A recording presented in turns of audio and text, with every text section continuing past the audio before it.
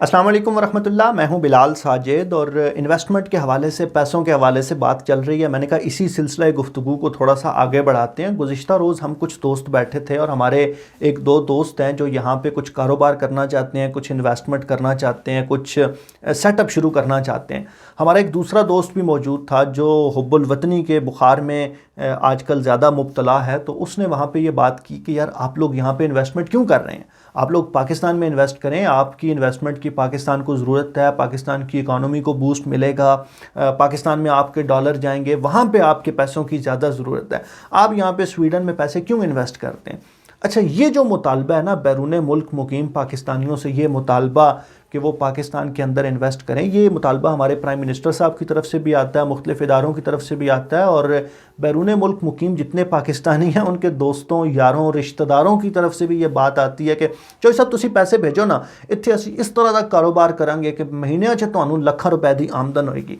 अच्छा, ये जो मुतालबा है, ये मुतालबा अपनी जगह पे दुरुस्त है, और मैं आपसे सच्ची बात अर्ज़ करूं कि बैरून मुल्क मुकीम पाकिस्तानी भी ये चाहते हैं कि वो पाकिस्तान के अंदर इन्वेस्ट करें, पाकिस्तान के अंदर अपने पैसे लेके जाएं, और वहाँ की जो इकानमी है, वहाँ का जो सेटअप है, वो ज़्यादा अच्छे तरीके से मूव करे, वहाँ के लोगों को इसका फ़ायदा हो। लेकिन प्रॉब्लम पता है क्या है, आप जब भी कहीं इन्वेस्टमेंट करते हैं, एक तो चलें आप फ़ायदा नुकसान देखते हैं ना कि इसके डूब जाने का कितना रिस्क है, कितना नुकसान हो सकता है, कितना आपको फ़ायदा हो सकता है। लेकिन पाकिस्तान में इन्वेस्ट करने में फ़ायदे नुकसान को तो बिल्कुल साइड पर रखें ना जी। पाकिस्तान में इन्वेस्ट करने का सबसे बड़ा प्रॉब्लम यह है कि वहाँ पे इन्वेस्टमेंट करना निरी सिर दर्दी है। यानी आप बैठे बिठाए बग़ैर कुछ किए अगर आप अपने लिए हेडेक ख़रीदना चाहते हैं, अगर आप अपने लिए परेशानी ख़रीदना चाहते हैं, तो मेरा मशवरा यह है कि आप पाकिस्तान में कुछ पैसे इन्वेस्ट करें, और वो आप अपनी इस्तात के मुताबिक कर सकते हैं। 1 लाख भी कर सकते हैं, 5 भी कर सकते हैं, 20 भी कर सकते हैं, 50 भी कर सकते हैं। जितनी आपकी इस्तात है उस हिसाब से आप इन्वेस्ट करें और घर बैठे आप सर दर्द कमाएं। ये पाकिस्तान का पैकेज है। अच्छा, इसमें वजह क्या है, यानी पाकिस्तान में जब आप पैसे इन्वेस्ट करते हैं तो उसमें ये सरदर्दी आपको क्यों मिलती है। बहुत सी वजूहत हैं जी। एक बड़ी वजह तो ये है, मैं आशिर अजीम साहब की गुफ्तगू सुन रहा था, मुझे बड़ा अच्छा लगा उसका ये फ़िक्रा कि इकॉनमी आपकी तब फ्लरिश करती है जब स्टेट कॉन्ट्रैक्ट इन्फोर्स कराती है। यानी जब दो बंदों के दरमियान कोई मुआहदा हुआ तो दोनों के कुछ राइट्स हैं, कुछ ऑब्लिगेशंस हैं, और अगर उनमें से कोई एक फ़रीक उसकी हक तलफ़ी करता है, दूसरे फ़रीक की कोई हक तलफ़ी होती है, तो स्टेट का काम ये है कि वो उसको कंपनसेट करे और मुआहदे को इन्फोर्स करे। हमारे यहाँ चूँकि स्टेट नाम की चीज़ एग्जिस्ट नहीं करती, तो जब आप मुआहदे करते हैं और मुआहदों में जब वायलेशंस होती हैं, जब कोई एक फ़रीक उसकी खिलाफ वर्जी करता है, तो स्टेट नाम की कोई चीज़ ही नहीं है जो जिससे आप ये मुतालबा कर सकें कि हजूर मेरे साथ ये ज़्यादती हुई है, मैंने ये पैसे इन्वेस्ट किए थे और मेरा बिज़नेस पार्टनर अब ये पैसे खा के भाग गया। इसलिए लोग पाकिस्तान में इन्वेस्ट करने से कुतराते हैं। ये सबसे बड़ा प्रॉब्लम है। दूसरा प्रॉब्लम ये है कि ये आम तौर पे जो लोग पाकिस्तान से नए नए आते हैं, थोड़े बहुत पैसे कमाते हैं, वो पाकिस्तान में अपने किसी दोस्त रिश्तेदार के साथ, किसी भाई के साथ इन्वेस्ट करने की कोशिश करते हैं। वो जो कहता है ना कि जो साहब तुसी पैसे इन्वेस्ट करो, तो वो बुला तो लेता है, वो उस वक्त तो बड़ी चिकनी चुपड़ी बातें करके वो ये कहता है कि भाई आप पैसे भेजें और यहाँ पे हम दिनों के अंदर जो है ना वो मियाँ मनशा के मुकाबले में अपनी बिजनेस एम्पायर खड़ी कर देंगे। प्रॉब्लम ये होता है जी कि जब आप उससे ये बात करते हैं कि कॉन्ट्रैक्ट लिखते हैं, तो वो कॉन्ट्रैक्ट लिखने पर राज़ी नहीं होता। वो कहता है चोई साहब तुहानू साढ़े ते एतमाद नहीं है, मतलब किहड़ियां गल्लां करदे हो यार तुसी, और बाद में इसको भुगतते हैं। यानी पहला प्रॉब्लम तो मैंने आपको ये बताया ना कि स्टेट के अंदर ये सख्त ही नहीं है कि वो कॉन्ट्रैक्ट को इन्फोर्स करा सके, लेकिन सोशल फैब्रिक का तकाजा ये है कि वहाँ पर आम तौर पर कॉन्ट्रैक्ट लिखे ही नहीं जाते। और मैं आपको दर्जनों बल्कि सैकड़ों ऐसी मिसालें दे सकता हूँ जहाँ पे लोगों ने अपने दोस्तों, यारों के साथ, रिश्तेदारों के साथ इन्वेस्ट किया और बाद में उनके लिए हेडेक बन गया। वो पूरी जो इन्वेस्टमेंट थी उसमें फ़ायदे नुकसान को छोड़े वो सिरदर्दी बन गई। अच्छा, तीसरा जो बड़ा प्रॉब्लम है ना बैरून मुल्क पाकिस्तानियों के लिए, चूँकि आप वहाँ पे मौजूद नहीं हैं, आप अपने बिजनेस इंटरेस्ट की टेक केयर नहीं कर सकते, आप निगरानी नहीं कर सकते, तो जो बंदा वहाँ पे मौजूद है, फील्ड में मौजूद है, उसने सब कुछ देखना है। अच्छा, वहाँ पे मैं अक्सर अपने दोस्तों को ये बात समझाता हूँ, जो पाकिस्तान में हमारे दोस्त हैं उनको ये बात समझाता हूँ कि अगर आपने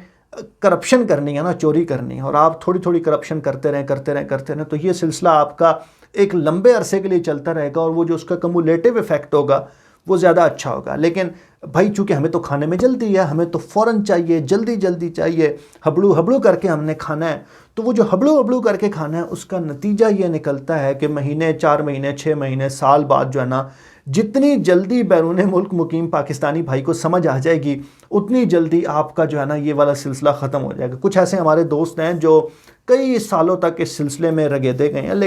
لیکن زیادہ تر لوگ ایسے ہوتے ہیں جن کو آن ایوریج سال 1.5 سال کے عرصے میں یہ بات سمجھ آتی ہے کہ یار وہ جو ہم نے 10-20 لاکھ روپیہ لگایا تھا وہ تو اب ڈوب گیا، اب اس کو چھوڑیں اور اپنا کوئی دوسرا کوئی نیا منہ سر کر گیا اپنا۔ تو یہ جو پرابلم ہے نا، جلدی ہمیں جو کھانے کی جلدی ہے، اس کی وجہ سے ہمارے یہاں لوگوں نے اصل میں اس بات کو انڈرسٹینڈ ہی نہیں کیا کہ کولیبریٹ کر کے آگے کیسے بڑھا جا سکتا ہے۔ یعنی ہمارے ہاں کسی دوسرے سے آگے نکلنے کا جو واحد طریقہ ہمارے لوگوں نے سیکھا ہے کسی دوسرے سے آگے نکلنے کا، وہ یہ ہے کہ اس کی ٹانگ کھینچ کے اس کو اپنے سے پیچھے کر لیا جائے تو ہم اس سے آگے نکل جائیں گے۔ جبکہ آگے نکلنے کا جو بہتر طریقہ ہے وہ یہ ہے کہ آپ اس کا ہاتھ پکڑیں اور آپ بھی اس کے ساتھ آگے کی طرف موو کر جائیں۔ یہ زیادہ بہتر طریقہ ہے۔ کسی نے بڑی خوبصورت بات کی تھی جی کہ جب آپ کسی دوسرے کے لیے دروازہ کھولتے ہیں تو وہ دروازہ آپ کے لیے بھی کھلتا ہے۔ یعنی اگر آپ اس نیت کے ساتھ، اس انٹینشن کے ساتھ کوئی کام کریں گے کہ اس میں آپ کا بھی فائدہ ہے اور وہ جو آپ کا بھائی پاکستان سے باہر بیٹھا ہوا ہے اس کو بھی 4 ٹکوں کا فائدہ آ جائے گا، پھر تو چلیں ٹھیک ہے،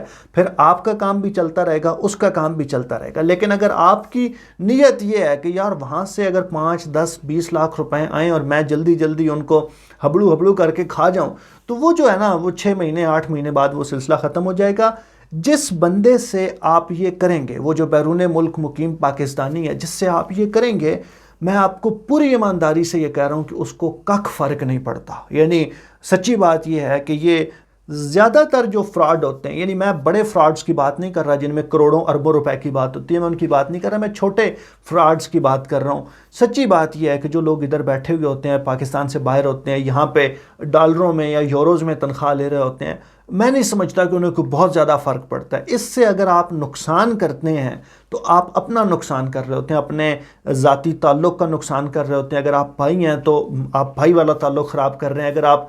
کوئی دوسرا آپ کا رشتہ ہے تو آپ وہ والا تعلق خراب کر رہے ہیں، اگر آپ کی دوستی یاری ہے تو آپ اپنی دوستی یاری خراب کر رہے ہوتے ہیں۔ کوئی بہت زیادہ فرق نہیں پڑتا۔ لیکن جب اس طرح کے انسیڈنٹس ہوتے ہیں نا جی، ایک کے ساتھ ہوگا، دوسرے کے ساتھ ہوگا، تیسرے کے ساتھ ہوگا، تو اس سے ہوتا یہ ہے کہ جو لوگ یہاں پہ بیٹھے ہوئے ہیں وہ کہتے ہیں یار خسمانو کو سانو کی، مطلب ہمارا بھی دل کرتا ہے جی پاکستان کی محبت میں، مٹی کی محبت میں ہم بھی وہاں پہ پیسے بھیجیں اور وہاں پہ پیسے انویسٹ کریں اور اکانومی کو بوسٹ کریں۔ لیکن جب بار بار یہ فراڈ ہوں گے اور مختلف لوگوں کے ساتھ ہوں گے تو پھر مجھے بتائیں نا کہ کوئی بندہ بیرون ملک مقیم پاکستانی پاکستان کے اندر کیوں پیسے انویسٹ کرے گا؟ تو اگر پرائم منسٹر صاحب کی اکنامک ٹیم اگر واقعی اس بات میں انٹرسٹڈ ہے کہ پاکستان سے باہر کے لوگ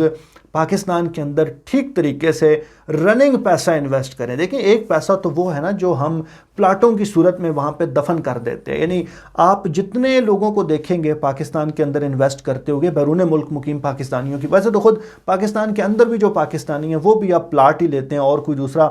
بزنس پاکستان میں ہے ہی نہیں۔ آپ نے پلاٹ لینا ہے، پلاٹ بیچنا ہے، لینا ہے، بیچنا ہے، تو جتنے لوگ انویسٹ کرتے ہیں وہ پلاٹس کے اندر انویسٹ کرتے ہیں، اور اس کی وجہ یہ ہوتی ہے کہ وہ نسبتاً سیف انویسٹمنٹ ہے، آپ کے نام پہ پلاٹ ہوتا ہے۔ اچھا وہاں پہ جو فراڈ ہوتا ہے نا وہ بڑے لیول کا فراڈ ہوتا ہے، ہاؤسنگ سوسائٹی فراڈ ہو جاتی ہے، لیکن پھر بھی اگر کوئی تسلی والی ہاؤسنگ سوسائٹی مل گئی، وہاں پہ آپ نے کچھ پیسے انویسٹ کر لیے، کچھ پیسے آپ نے پارک کر دیے،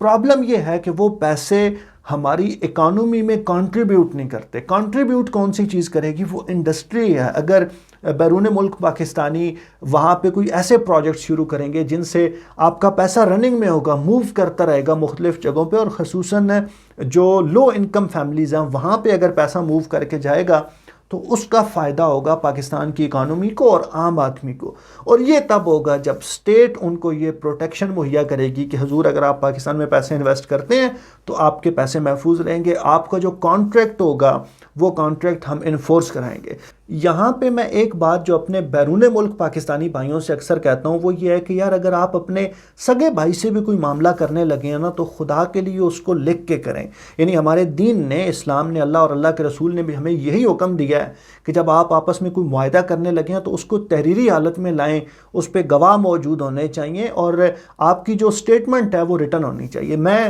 ان کو زیادہ تر یہ مشورہ دیتا ہوں کہ یار آپ پاکستان کے اندر کچھ بھی کرنے لگے ہیں نا، اگر آپ لاکھ روپے روپیہ بھی انویسٹ کرنے لگ گیا نا سر تو 2000 روپے میں آپ کو بہت آرام سے کوئی وکیل مل جائے گا جو ایک اچھا کانٹریکٹ لکھنے میں آپ کو ہیلپ کر سکتا ہے۔ تو اگر آپ 5 10 20 لاکھ روپیہ کہیں انویسٹ کرنے لگے ہیں، زیادہ انویسٹمنٹ کرنے لگے ہیں، تو آپ ایک وکیل ہائر کریں، 5000 10,000 روپیہ اس کو دیں، ٹھیک طریقے سے اپنا کانٹریکٹ لکھیں، وہ جو معاملات پاکستان میں کرنے ہیں اپنے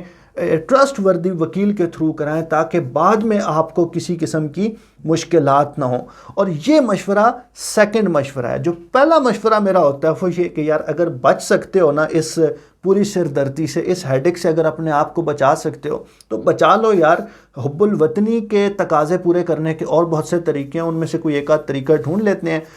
یہ جو بزنس انویسٹمنٹ ہے نا پاکستان میں کرنا، اس میں اپنے لیے بیماریاں خریدنے کے علاوہ کوئی دوسرا مجھے اس میں کوئی فائدہ نظر نہیں آتا۔ یہ کچھ گزارشات تھیں آپ لوگوں کے ساتھ شیئر کی۔ آپ لوگ اس حوالے سے کیا سوچتے ہیں ہمیں ضرور بتائیے۔ اللہ رب العزت آپ کو آسانیاں عطا فرمائے اور خلق خدا میں آسانیاں بانٹنے کی توفیق عطا فرمائے۔ بہت شکریہ۔